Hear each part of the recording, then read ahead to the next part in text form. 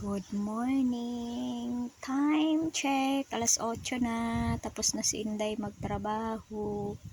Maglinis pala. Hindi pa tapos ng trabaho. Maglinis pa lang. Ayan ang itsura ng bundok ngayon. Makulimlim syempre. Kasi taglamig na. Taglamig na dito. Ang sarap namnamin ang malamig na hangin. Wow, malamig na hangin. Ngayon, si Inday is mag-feed tayo ng chicken manok tiktilaok pang tinola. At tayo ay maglalaba ng ating panglamig. Kasi ilang buwan niya na naka-stack sa hanger. Puno ng alikabok. Yan. Let's go. Tayo ay pupunta sa kabilang ibayo. Yan ang itsura ng aming farm. Nila. Yan. Yan guys. Yan ang akin lang namang mga nililinis. O yan. Yan mga salamina na yan. Yan lang naman ang aking nililinis guys. Yan pa o. Diba? Ang jalap-jalap. Linisin yan o. Kalain mo. Mula doon sa taas hanggang dyan sa baba. O di wow.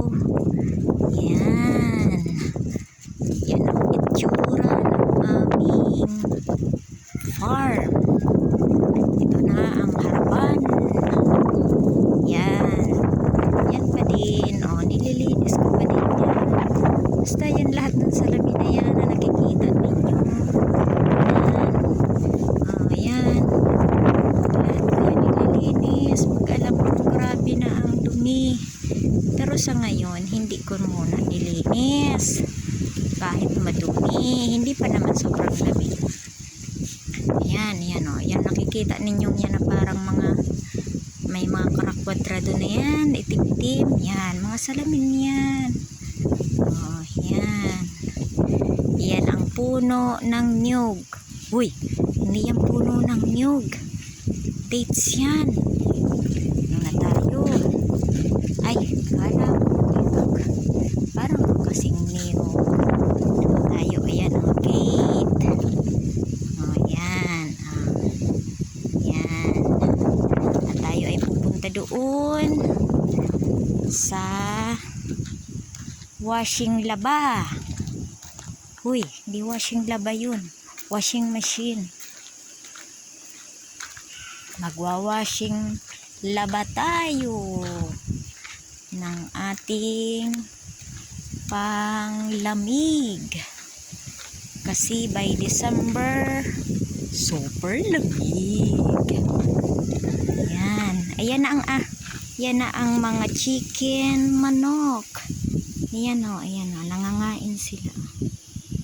Ayan. Ayan.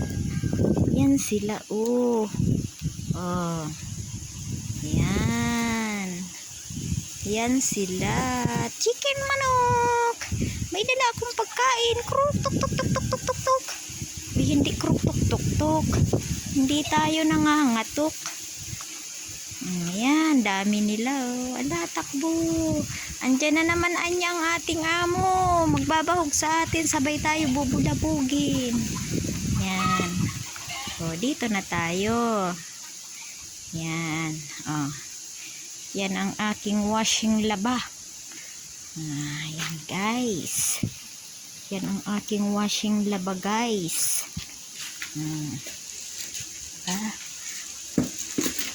Double purpose tayo lagi guys. Mag-washing laba habang mag-feeding ng chicken manok.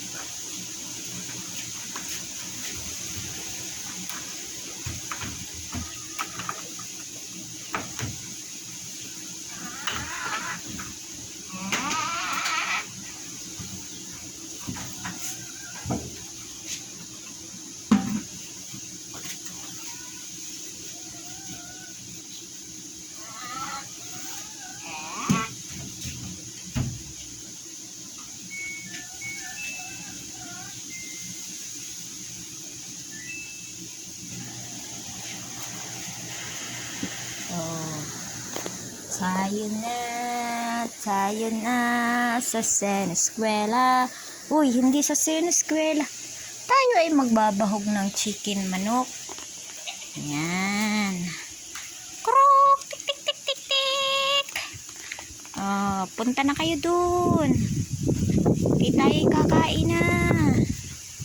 Kayo lang pala. Krok, tik, tik, tik, tik, tik. Krok, tik, tik, tik, tik. Krok, tik, tik, tik, tik. Ang dami nila. Nakakatuwa ba? Kahapon hindi ko sila binahog. Ngayon babahugin ko naman sila.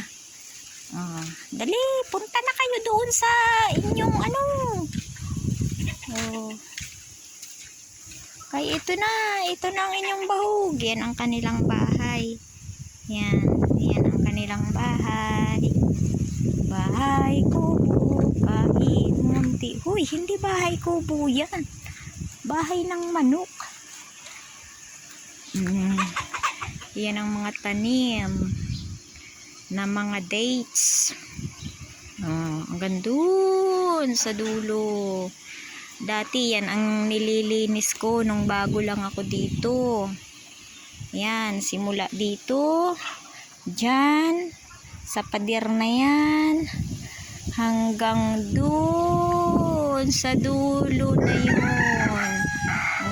Kung makikita nyo yung parang mataas na yon, puno pa rin yun. Yan, hanggang dun ang linis. Hanggang yan. Yan.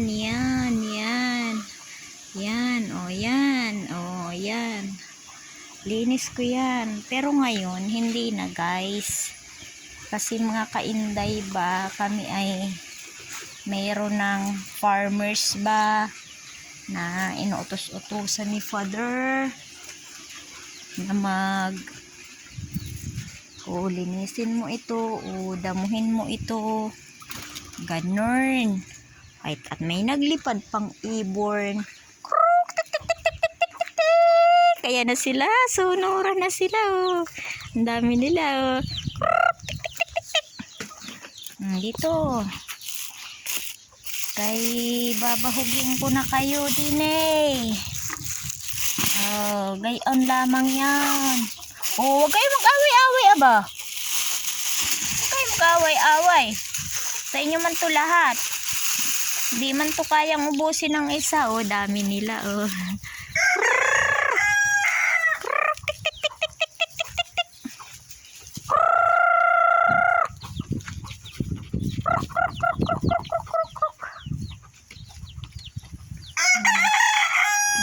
Nagyayabang tong lalaking to. Nagpapapugi points. Wow, sinagot din ng isang binata. Wow naman. Ayan sila, dami nila. Parang nagkunti sila ngayon. Ang dami niyan dati. Baka nang lingitlog. May isa guys na nabuo. Nasisiw. Ayun, yung maputi na yun. Ayun, ayun, nakatago sa kalagitnaan. Ayun, lumusot na. Ayun, yun, nabuo. Paano naman kasi ang aking among lalaki? Hindi niya man araw-araw kinukulikta ang sisiw. Ay, ang sisiw ba? Ang itlog. Pinalilipas niya siguro ng ilang araw. Ganun. Pagka sa kanya lang kukunin.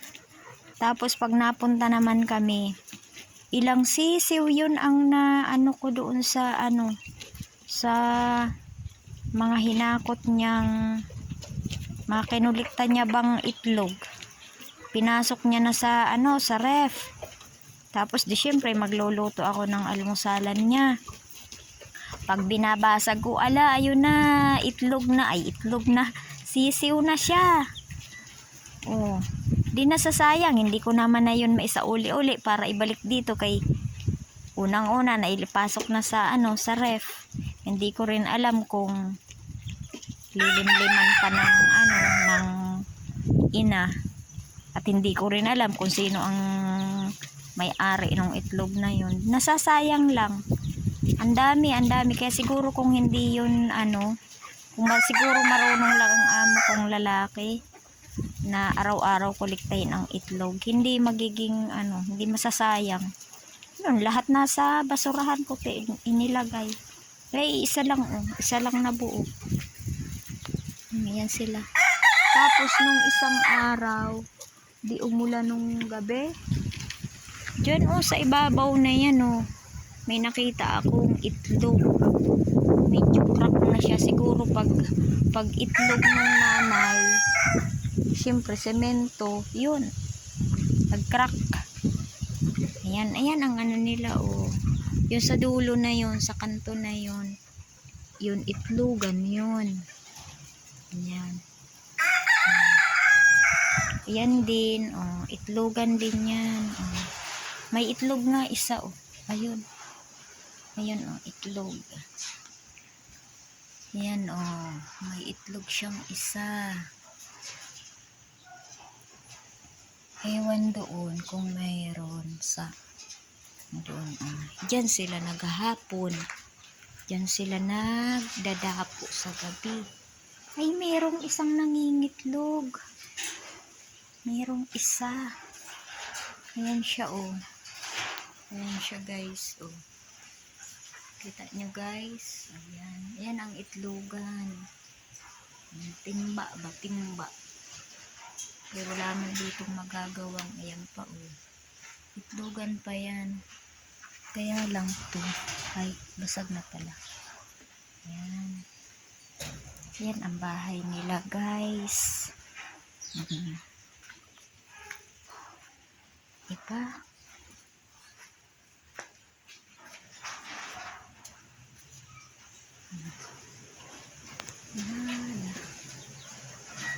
Yan. Kruk, tik. Paano yan? Ako'y uuwi na. Iwanan ko na naman kayo. Punta ako doon sa kabila. Dito ako dadaan. Babush. Mga chicken manok. Dadalawa na lang yung lalaki. 4 yan dati. Uy, nagyabang si Udoy. Matitik tilaok. Wow, matitik tilaok. Ayan guys. Tangke ng tubig. Yan, tangke ng tubig yan. Yun, ganoon din. Tangke din ng tubig yan. Yan. Yan ang nililinis ko dati. Ngayon, hindi na kasi ano na ang gagawin ng farmers ni tatay. Yan, yung gilid na yan, mga kainday. Naku po, grabe ang dahon dyan, damo, mga kahoy na mga pinapuputol ng amo kong lalaki. Yung mga sanga na yan, pag tuyo na yan, puputulin niya. Tapos, dyan niya lang ilalagay sa gilid. Yan, linis ko yan dati. Yan, linis ko yan dati. Damo, dinadamuhan ko ba?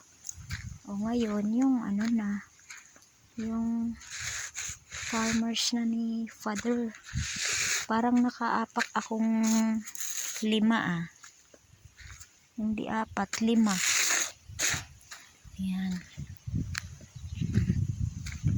Daming dito. Mga tanim. Ayun, yan. Mangga. Yun, sa dulo na yun. Mangga, hinog ka na ba? Uy, paano may hinog? Wala pang bunga. Yan may mga bunga, kaya lang yung hindi siya good. Hindi magandang bunga.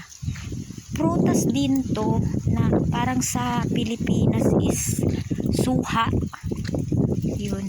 Yan Ang dami sanang bunga, kaya lang ewan kung bakit parang lahat sila nagdilaw. Na parang nagmukhang lemon tuloy, pero hindi siya lemon. parang suha nga sa Pilipinas. Ang dami niyan. Ayun pa. Yan, ang liliit niya lang kasi ano lang yan. Yang ano tawag doon? Markut. Ayan, ang dami niya sana bunga. Kaya lang, hindi nga siya hindi maganda. Ewan, siguro may yung need niya ng something ba? Like, siguro abono, yung ganun. Kasi ang inaabono lang dyan ng amo ko is yung mga tai-tai lang. Tai-tai ng ba? Ng mga hayop-hayop. Yan o. Madami na siyang bunga. Kaya lang, hindi nga nabubuo. Pero may nakita ako dito nest. Ayan. Nest. Uy, may laman ka ba? Ay, may isa oh. May isang laman. Ayan oh. Wag, hayaan mo lang siya. Tiningnan ko lang. Ang bango. Bango ng ayun pa oh. Ganun pa rin yan. Yung parang suha. Pero yan nga. Ganyan ang mga bunga niya man. Mga kainday oh. Ganyan. Naninilaw. May anemic. Hoy, hindi anemic. Ito ang taray. Tingnan mo diba? May mga bunga. Diba? Pero ganyan pa lang siya kaliit tingnan nyo naman guys. Ganyan pa lang siya. Pero lumalandi na. Uy, hindi yan malandi. Sadyang mamumunga siya. Ano na tayo? Yan, ganun siya. Dapat magganyan siya. Yun, yung parang suha na yun. Dapat ganto siya, kalalaki. Ganyan. Yan. Yung mga bunga. Yan. Yan. Diba, ang dami niyang bunga. Bunga. Ayan o. Tapos yan, mga sumasarayad na sa lupa. Ayan, dapat ganyan siya kalaki, yung mga dilaw na yun. Kaya lang, hindi nga siya lumaki. Kasi nanilaw agad. Ayan o. Parang suha sa Pinas. Tapos yan, malalaman niya ng hinog na. Siyempre, malalaman pag hinog, pag ganyang nagdidilaw na. Ayan, ayan manibal na to. Pag sobrang dilaw na niyan, pwede nang kunin. Tapos, kakainin na. Ayan o. Dumidikit na nakaupo na sa lupa o nangalay na. Ayan o. Mga nakaupo na sa lupa. Ayan.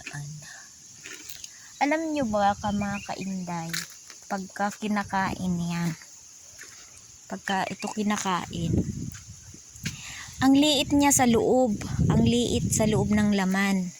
Tapos kailangan tanggalin mo lang tong bahagya mo lang tong tatanggaling balat. Yung pinakaputi niya, yung 'di ba ito balat na ito, tapos yung 'di ba sa lukban, sa suha, ganun. Ito hindi, kasi yung tamis niya nasa balat.